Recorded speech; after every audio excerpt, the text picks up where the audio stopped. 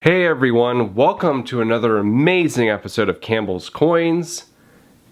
In this video, I'm going to go over something that I've been wanting to do for a very long time, and I'm going to go over the three types of silver I stack, and I'll give my reasons as to why I stack them. So stay tuned.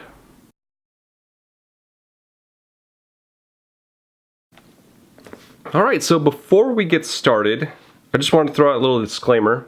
It seems like a lot of people do that these days. I'm not telling you what to buy. I'm not a financial expert. I'm not a financial advisor. This is what I do, and it has worked for me. If you choose to follow it, great, but that's all on you. Again, this is just something that I prefer to do. You can have a different type of plan. You can have no plan. I don't care. But now that that is out of the way, let's get into the three types of silver I collect. All right, so before us we have constitutional silver over here, generic silver here, and premium silver as the third option. So let's dive into each one, and I'll give some reasons why I would do it, why I wouldn't do it, and what they're good for. It's cheap, it's fractional, it's recognizable, and it's perfect for bartering.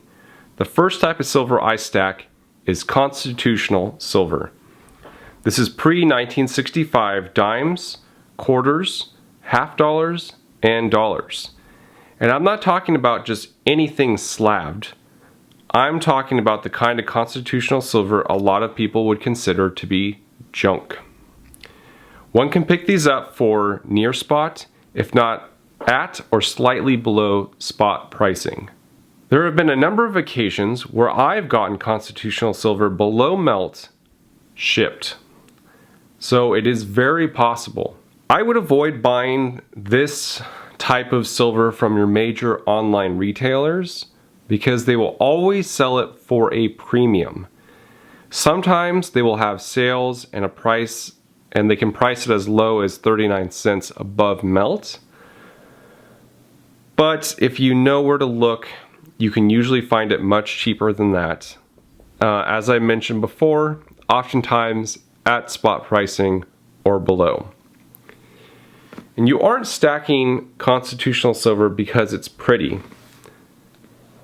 Most of the time, these coins will be in good to XF condition. And I'm just going to have open up and see what some of these are.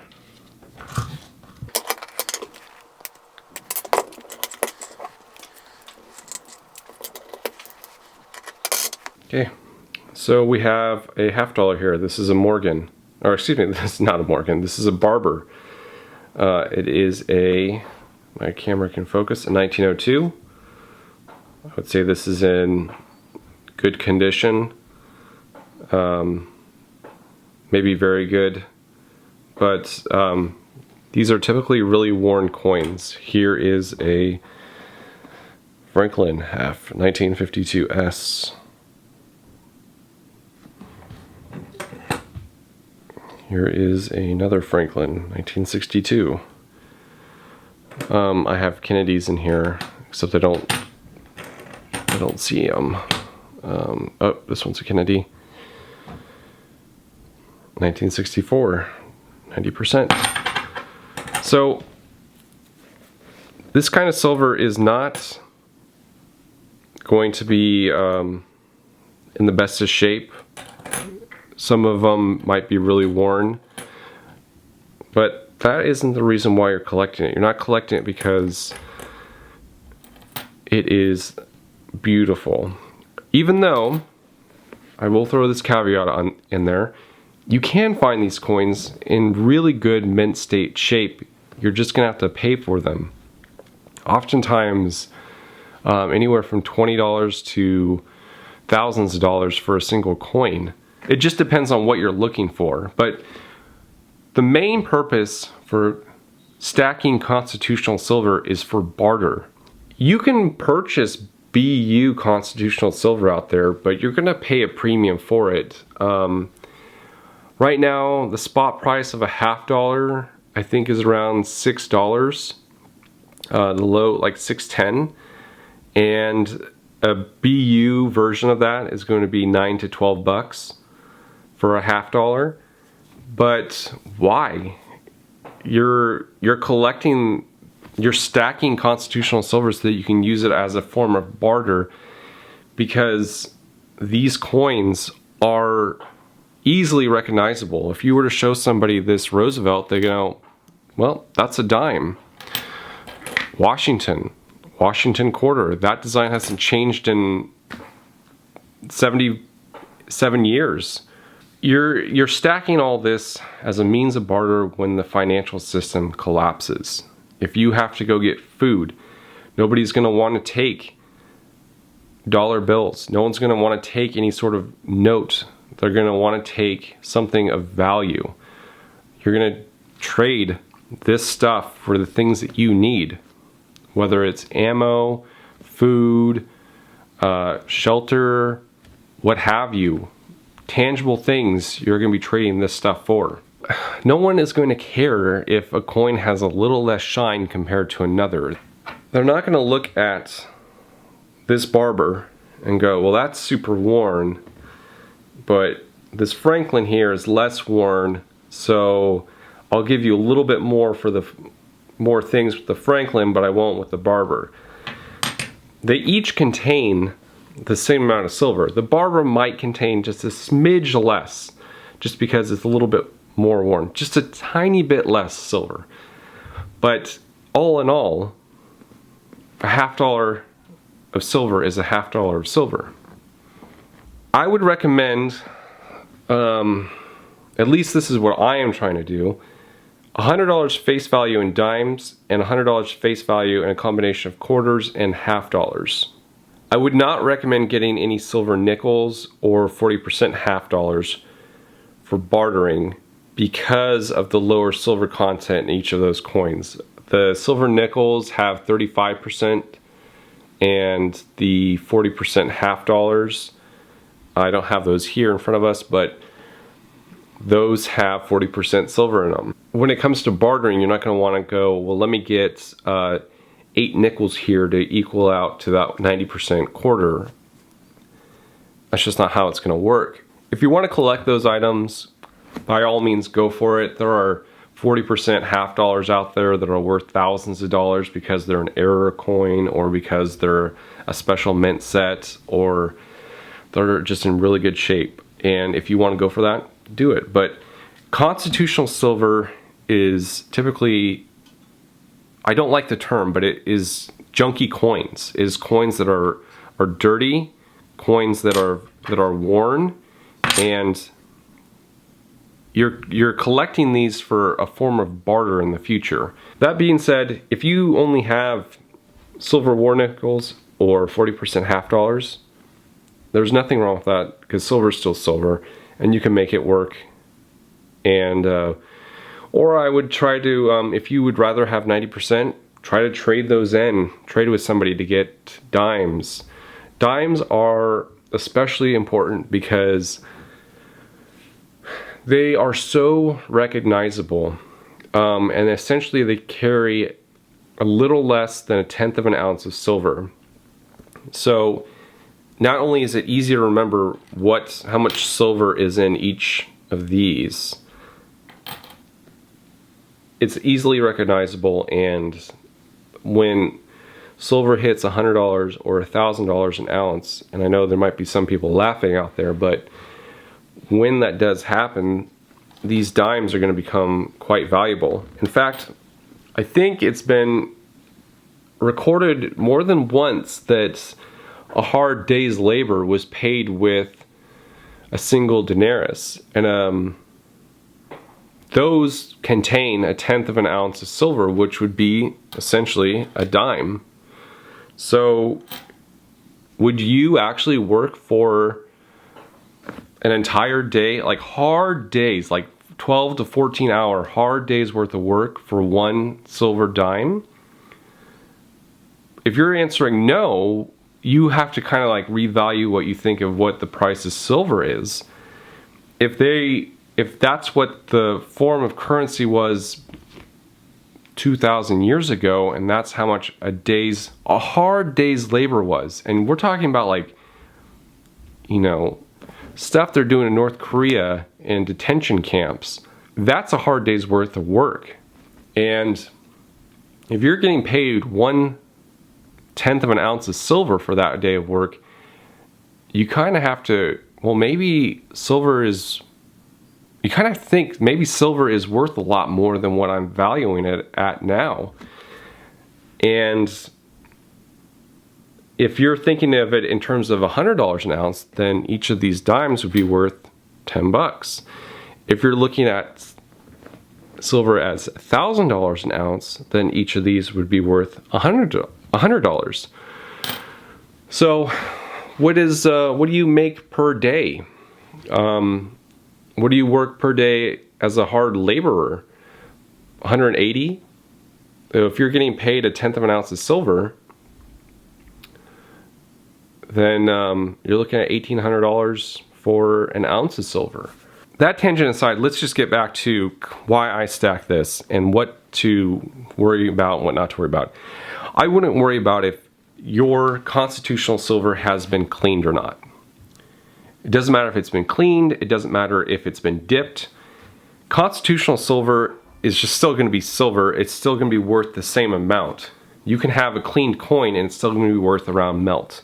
And that's what it sells for typically. That just means you can get it for a cheaper price than anywhere else. I've seen really nice looking gold double eagles selling for melt price because the coin's been cleaned. I would jump on that deal all day long because obviously it's lost its numismatic value, but it's still an ounce of silver in a historical coin that you can pick up for close to melt. Same with these coins. Who cares if this, it hasn't been, but who cares if this has scratches on it, or if it's been cleaned, or if it's been dipped? You are only stacking it for its barterability.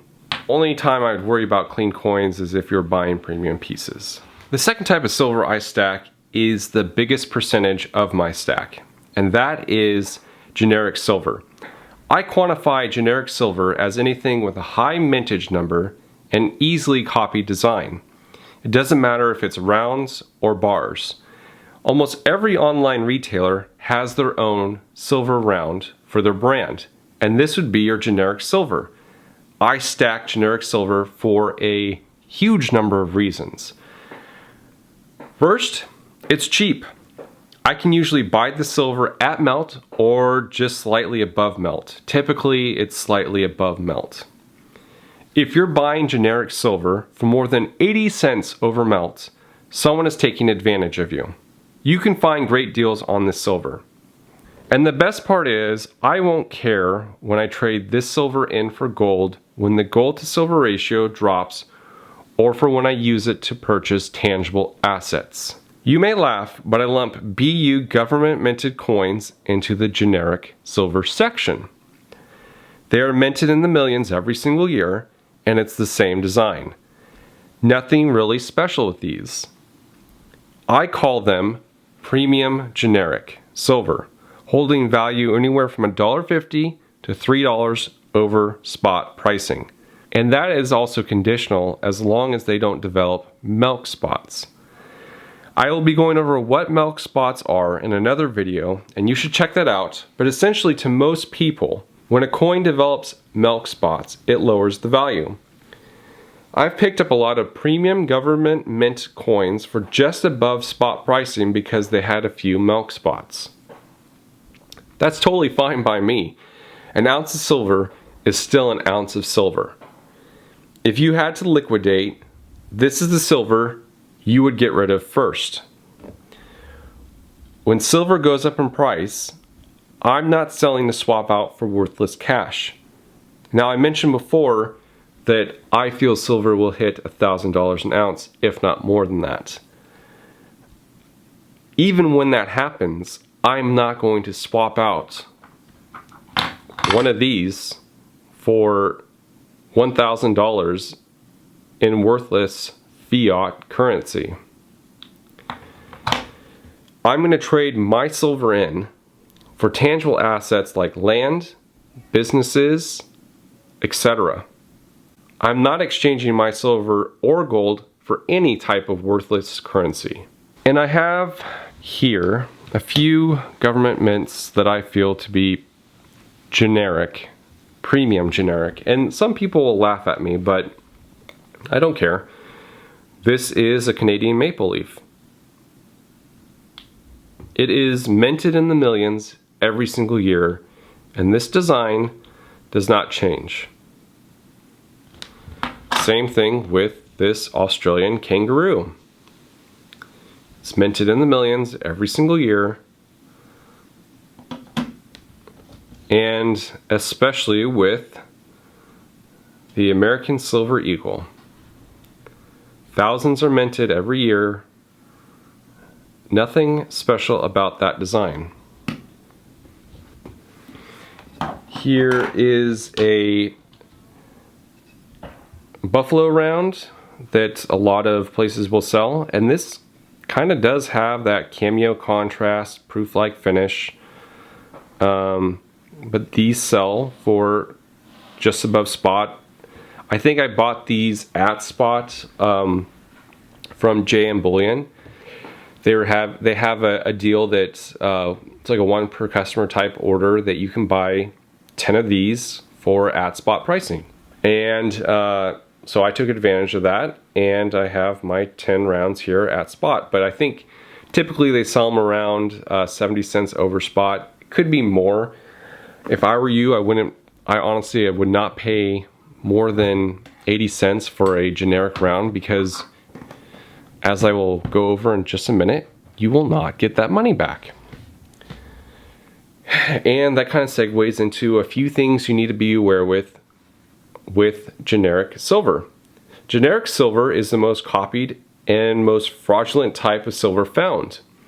Lots of counterfeits are out there, and they don't carry the penalty of fraudulently making government coins.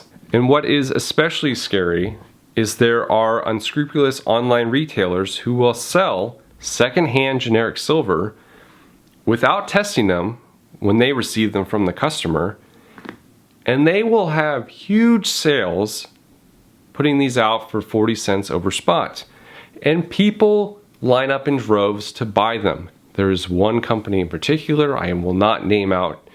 Take my word on it, the secondhand generic silver sales are not worth it. It's most of the time I found they're untested from the company. I don't like that. That's how a lot of fakes enter into the system.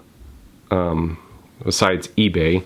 eBay is a whole nother story to tell, but I would learn first how to check silver for fakes, and if you have some extra money, I recommend getting a Sigma analyzer to test your silver. I plan on purchasing one in the next month or so. They are a bit pricey. I found one as low as $13.80, but mostly they retail around $1,600. They do make a cheaper model that I think goes around for $600 to $800. I'm getting the upgraded model just because of all the different types of silver I'd like to test. It goes into other stuff. There are a few tests, and I'm going to be doing a video shortly, if I don't already have it out, on how to check your silver for fakes. So you should check that out as well. So another thing that you kind of have to be aware of when you're stacking generic silver, and I think this kind of goes along the lines with any type of silver you're getting, but generic in particular, just because of the price that the sell back price. If you are in a predicament and you have to sell this silver to cover some sort of cost, whether it's medical, automotive, a pet bill, you won't get the price that you bought for it unless the unless the price of silver has risen since you bought it last. If you sell it to an online retailer, they will buy it from you for less than spot. Not at spot, less than spot. So when it comes to generic silver, just have that understanding. The premium generic silver, your government coins here, like the American Silver Eagle, These government BU coins will get you above spot when you try to sell them. They cost a bit more, but that premium comes back to you if you needed to sell for whatever reason. I don't plan on selling my silver at all. I'm not looking for currency. If I was doing that, I'm trading out some premium silver, but my generic silver, I am not selling this stuff because I know that I'm just going to get a little bit back for it that I bought it from, and it would have to really go up in price for me to even consider selling it. And even then, I don't think so. And the third thing that you should be aware of when it comes to generic silver definitely falls in line with my last point, and that is the size. I would recommend buying generic silver in 1 ounce, 5 ounce, and 10 ounce increments only. That is what I do. I actually do have a kilo bar from SilverTowne, and that is the largest I will get in generic silver. I think your 5 ounce and 10 ounce and 1 ounce rounds, those are perfect. But I would really recommend not buying anything over 10. It's tough. It's already tough to get your money back on some of this stuff. Like this is I think this is a SilverTowne American flag bar. Doesn't say. I'll say on the side. Anyways, pretty sure that's SilverTowne. It's already tough to get your money back, but it's even tougher trying to sell a huge hunk of generic silver. There's not a whole lot of people, let's say you were buying it or trying to sell it on Instagram or Reddit or eBay. You're gonna have to put it close to spot for someone to buy it from you if you had to liquidate quickly. And if you were trying to sell that back to an online retailer, they're gonna take you to the cleaners for it. You're not gonna get your money back. And when it comes to stacking generic silver, you aren't really saving a whole heck of a lot when it comes to buying in bulk. If I were to buy, let's say I was to buy this 1 ounce round here. I think when I bought it, it was close to $14.50. If I were to buy the same thing but in a 10 ounce bar, it would cost me $140.50. So it doesn't, it's the same price. So if you can find something that's more fractional, something that's easily divisible and you can get rid of, let's say you only needed to sell and get $70 for something. I don't know why, but let's say you had to. You would only have to sell a few of these to get to that point instead of having to sell the whole bar. So that's another reason why buying rounds as in generic silver is a good idea, because this is going to cost the same. If I got a kilo of this, it'll cost the same. When it comes to your premium silver, the rounds are going to cost a lot more, but as you go up in weight, the bars tend to cost a little bit less. They're going to be still well over spot, but they're going to be a whole lot less than it was to buy that 1 ounce round. Geiger is what comes to mind. Geiger silver is, I think, I'm lumping it under premium silver, but it also is produced in pretty high quantities, but it just has like a very high price to it. So a 1 ounce round that they have, I think they come in squares now, is at minimum, I think, $25. That's, if you were to get 10 ounces, that's $250. If you were to buy a 10 ounce bar of theirs, you could get that for $200, $210. So it's a lot less buying in weight for premium silver versus just buying the low ounce rounds. And I think that's a perfect segue into my third category of what I stack.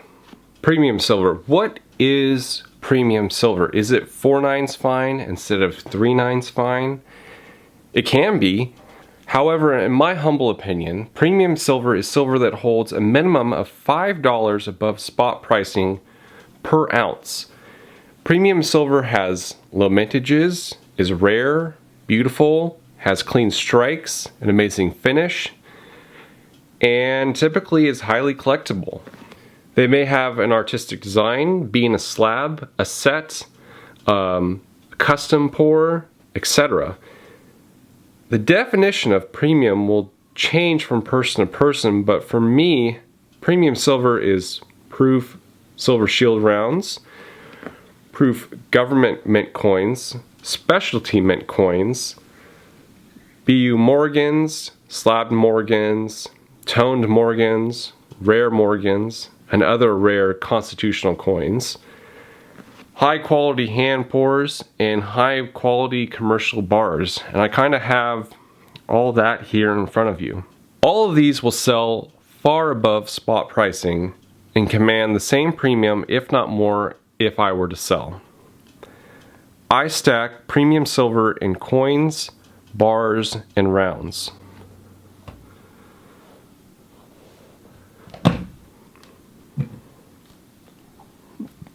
So take this Geiger silver bar. I like these bars because they have their own serial numbers and they have a few built-in security features, like a black light feature on the back. If I had to liquidate this item, I would get what I paid for it, if not more. Same thing with this Morgan. This Morgan is an 1883-0, mint state 64, and it is gorgeously toned. I call this my Thanos coin because it has a golden hue around the edge and then a very purple center and face. And it's on, you can kind of see that purple. Oh, I just love this coin. And it's on the obverse and the reverse, so it's not just on one side, it's on both. Here's a hand pour. This is from Terry at Thrasher Maui, and you can check him out on Instagram. I'll put his ID name in the video link here. He does just an awesome job. This is a 4/9 fine silver piece. It's a shell, a seashell, as you can see.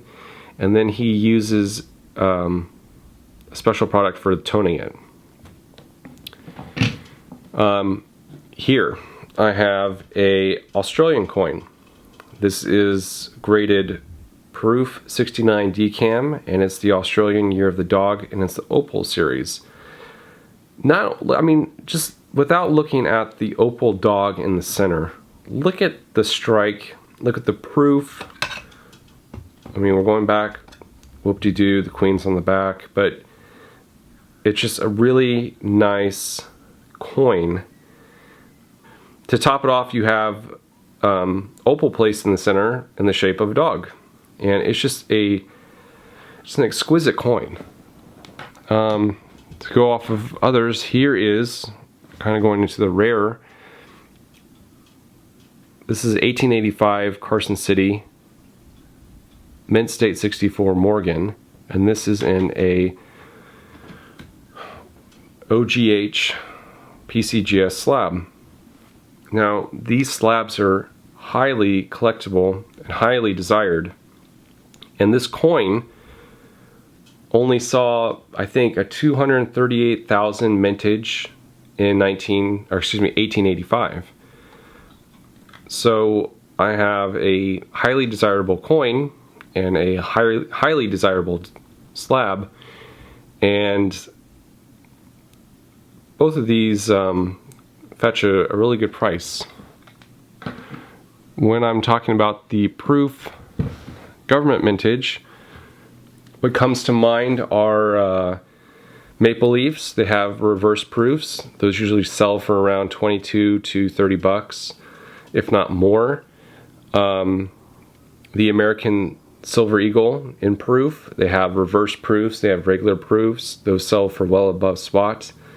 And then you have Australian Kookaburras, and these command a very, very high premium. The Perth Mint does an excellent job taking care of the silver rounds before they go off to actually stamp into the coin. And as a result, you don't see any Perth kookaburras out there with milk spotting. It's because they treat that silver well when it comes out of the wash process.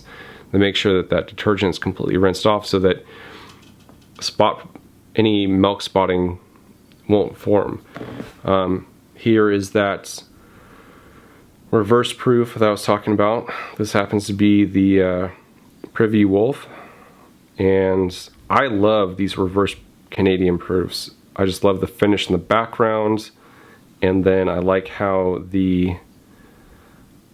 just the details on it are in that proof finish.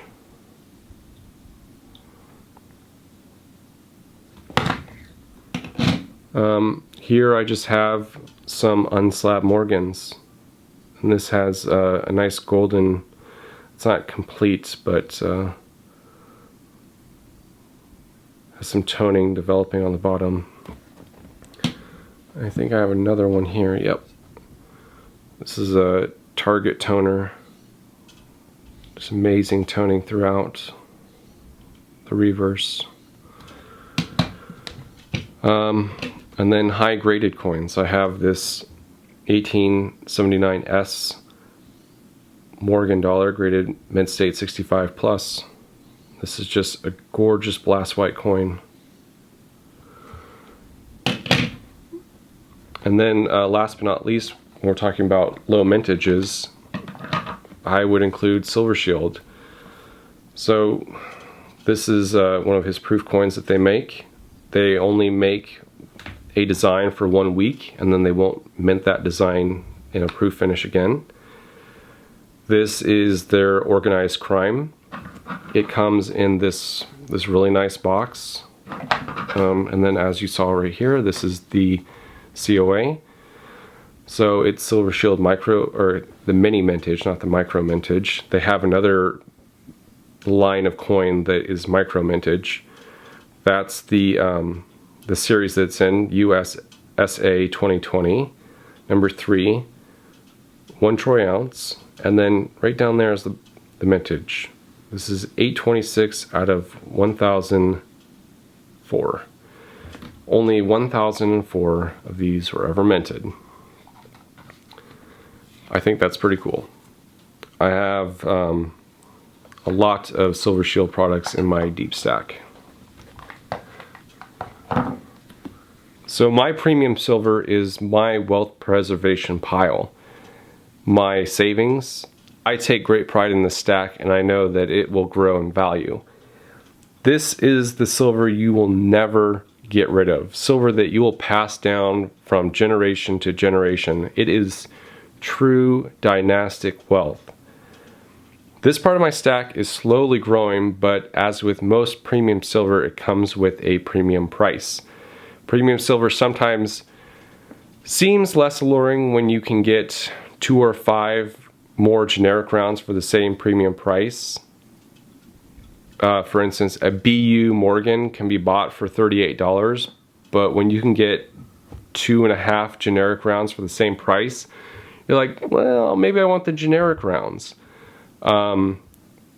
Maybe I would prefer to have more silver in my stack. And then you kind of have to make that determination. What do I want more? Do I want more premium silver, or do I want more generic silver? I kind of decided I want both, and I made like a percentage of how much I want for premium and how much I want that is generic in my stack.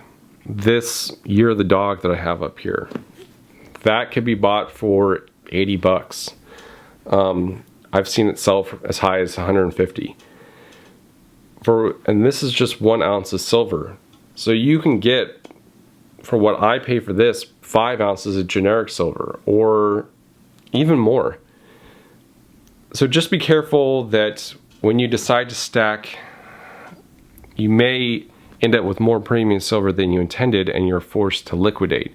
The good thing about being in that kind of predicament is when you are forced to liquidate for whatever reason, as we had mentioned before, vet bills, medical bills, automotive, you're gonna get your money back and sometimes more. It's very rare that these will go for less than what you bought them for. So those are my 3 types of silver that I stack: constitutional, generic, and premium. If you like this video, hit that like button. It really does help me out a lot. If you didn't like this video, go ahead and hit the dislike button, but also leave a comment as to how I can improve. As always, thank you so much for watching. You guys don't realize how much it means to me. I do appreciate it. This is Campbell's Coins, and that is my 2 cents.